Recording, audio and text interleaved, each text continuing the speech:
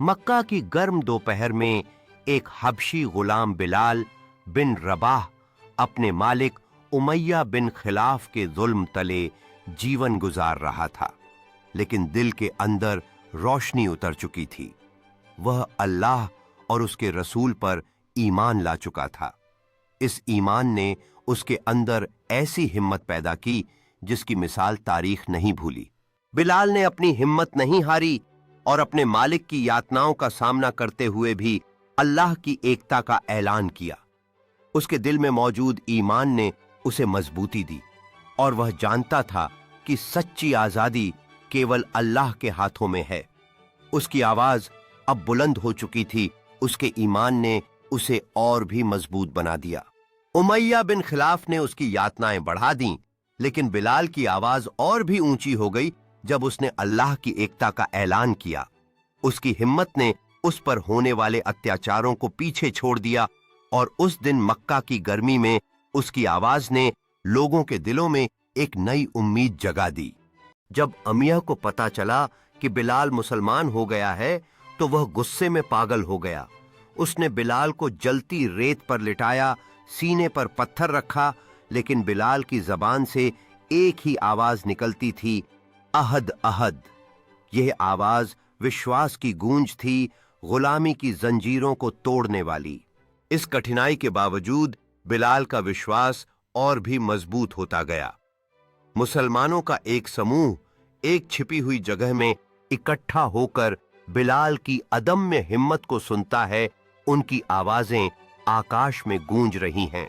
बिलाल की आवाज जैसे तूफान के बीच एक मशाल बन गई जो सच्चाई की राह दिखा रही थी। वह लगातार अहद अहद का नारा लगाता रहा। मुश्किलों के बावजूद उसकी हिम्मत कभी क्षीण नहीं हुई। बिलाल अंततः आजाद होकर खड़ा होता है, अपने हाथ आसमान की ओर उठाते हुए। मुसलमानों का एक समूह उसके इर्द गिर्द उत्सव मनाते हुए। यह पल उम्मीद और एकता का प्रतीक बन गया, जैसे उन्होंने अपनी सच्चाई को पूरी दुनिया के सामने रखा। लोग हैरान होते कि एक गुलाम इतना मजबूत कैसे बिलाल कहते हैं। जिस दिल में अल्लाह का यकीन आ जाए वहां डर नहीं रहता। अमिया और कुरैश के सरदार रोज नए जुल्म करते, मगर बिलाल के चेहरे पर नूर बढ़ता गया। उसकी आस्था और हिम्मत ने उसे मजबूत बनाया। जब उसके कंधों पर जंजीरें थीं, तब भी उसकी आत्मा स्वतंत्र थी। उसकी आवाज ने लोगों को जागरूक किया। वो गाने लगा, अहद अहद, और हर बार वो दुश्मनों के दिल में डर भर देता था। बिलाल की आवाज आसमान में गूंज उठी। उसकी हिम्मत ने लोगों को एक नए विश्वास की ओर प्रेरित किया।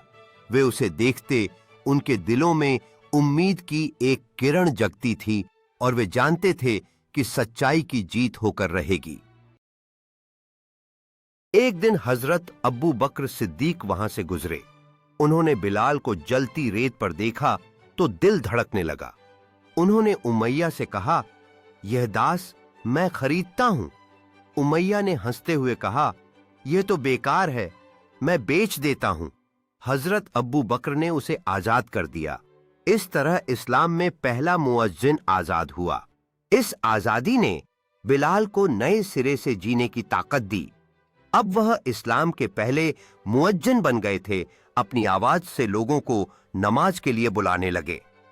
हजरत अब्बू बकर का यह कार्य इस्लाम में एक महत्वपूर्ण कदम था, जिसने न केवल बिलाल की जिंदगी बदली, बल्कि पूरे समुदाय में एक नई उमंग भर दी।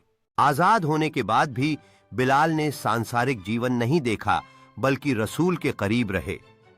उनके मुंह से अजान की आवाज जब उठती थी तो मदीना की फिजा में ईमान ताजा हो जाता। रसूल फरमाया करते थे, बिलाल की अजान से शैतान भाग जाता है। बिलाल और उनके साथियों के बीच गहरी दोस्ती और विश्वास की कहानी थी, जहां वे एक दूसरे के साथ हंसी मजाक कर रहे थे। एक शांत रात का दृश्य था जब मदीना के आसमान में तारे चमक रहे थे और मस्जिद को हल्की रोशनी से रोशन किया जा रहा था, जो प्रार्थना और चिंतन का समय दर्शाता था। जब मुसलमान मदीना हिजरत कर गए तो बिलाल भी वहां पहुंचे। वह मस्जिद नबवी के मुअज्जिन बने। हर नमाज के समय उनकी अजान मदीना के दिलों को बेदार कर देती थी। लोग कहते, जब बिलाल की आवाज आती है तो यूं लगता है जैसे जन्नत पुकार रही हो। बिलाल और पैगंबर मोहम्मद एक धूप भरी आंगन में बैठे हैं, कहानियां और हंसी साझा कर रहे हैं, जो उनकी गहरी दोस्ती और सम्मान को दर्शाता है। मदीना का एक शांत सायंकालीन दृश्य है, जहां मस्जिद के पीछे सूरज डूब रहा है। शहर पर गर्म रोशनी डालते हुए परिवार नमाज के लिए इकट्ठा हो रहे हैं, बिलाल की अजान से प्रेरित होकर। जंगे बदर, उहद और खंदक, हर जंग में बिलाल सफेौल में रहे।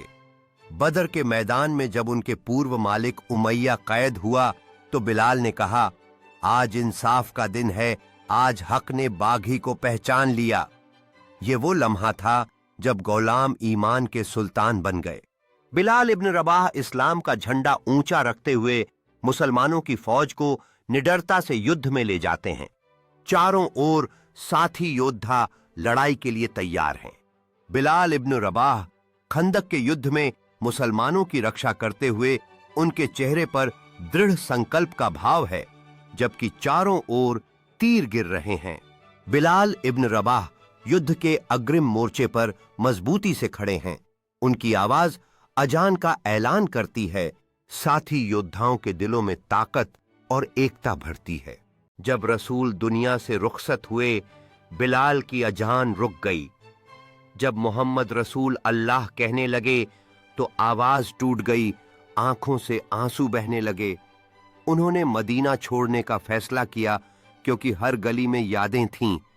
यह ईमान की मोहब्बत थी जो दुनिया से बड़ी थी। इस शांति से भरे माहौल में बिलाल ने अपने दिल की गहराइयों से अल्लाह की याद की।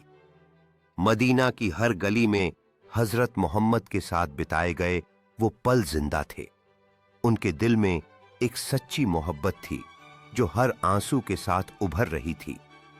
यह प्यार सिर्फ एक इंसान के लिए नहीं था, बल्कि एक महान विश्वास के लिए था। एक रात बिलाल ने ख्वाब में रसूल सल्लल्लाहु अलैहि वसल्लम को देखा। फरमाया, बिलाल, तुमने हमसे मुलाकात क्यों छोड़ दी? बिलाल रोते हुए मदीना वापस आए, मस्जिद नबवी में अजान दी। पूरा मदीना रो पड़ा, क्योंकि हर लफ्ज में मोहब्बत रसूल थी। जैसे ही बिलाल की अजान ने आसमान में गूंजना शुरू किया, मदीना के लोग एकत्र होते गए। उनकी आंखों में आंसू और दिलों में मोहब्बत थी।